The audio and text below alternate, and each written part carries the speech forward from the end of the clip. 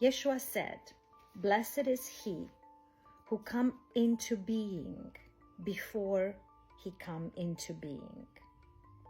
If you become my disciples and listen to my words, these stones will minister to you. For there are 5 trees for you in paradise which remain undisturbed, summer and winter, and whose leaves do not fall. Whoever becomes acquainted with them will not experience death." Theodore's interpretation. We can also relate this logion to the famous statement of Yeshua, for which it is said he was crucified. "Before Abraham was, I am." This means that before entering into the space-time continuum, which includes the historical Abraham, before any existence, I am. And this evokes the divine name, the uncreated. That's the God, the Creator. Meister Eckhart paraphrases this word of Yeshua, "Before I was born, I am for all eternity."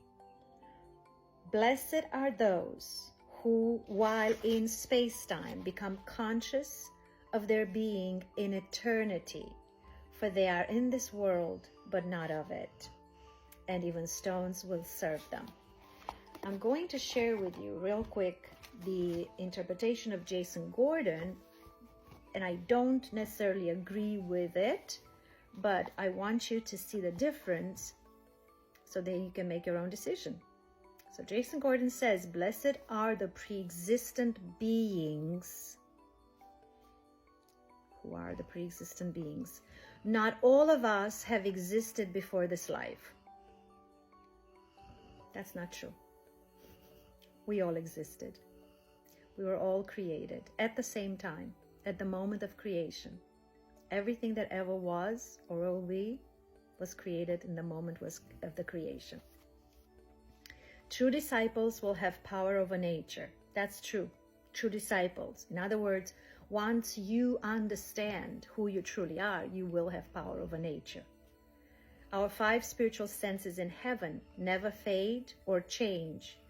And if you know them, you will not die. That's correct. That is correct. Because the spiritual senses are connected to the 5 trees that become actually the nourishment, the sustenance of our natural senses.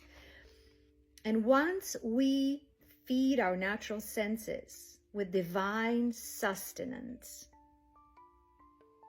we detach ourselves from the worldly, material aspect of our existence.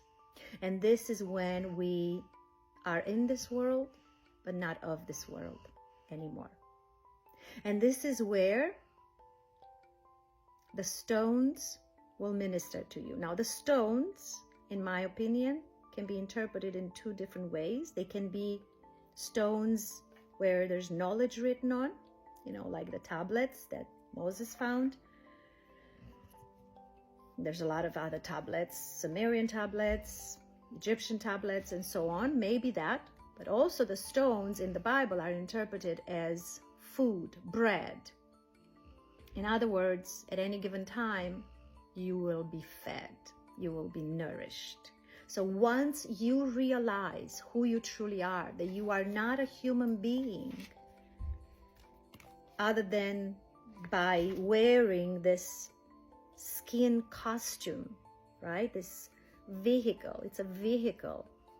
Once you realize that and embody this understanding, you shift from being a part of this world, being involved in this matrix, being attached to everything that is going on around you, being influenced by everything that is going on around you, being caught into the overwhelm of the daily hubbub, activities, news, information, education, crisis, drama, all this stuff the left, the right, the whites, the blacks, the gay, the straights, all of this stuff that is of this world, once we are involved in it, we are trapped in it, and our senses, our natural senses,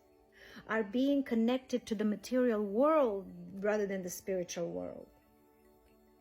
So once we realize that we don't come from here, we are just experiencing this life as a soul in a body. Once we realize that, we free ourselves of the material world and we connect back to the source, back to the Father. I and my Father are one. Before Abraham was, I am. And so are you. Let me know what you think. I know it's a little out there, but Yeshua said it. I love you.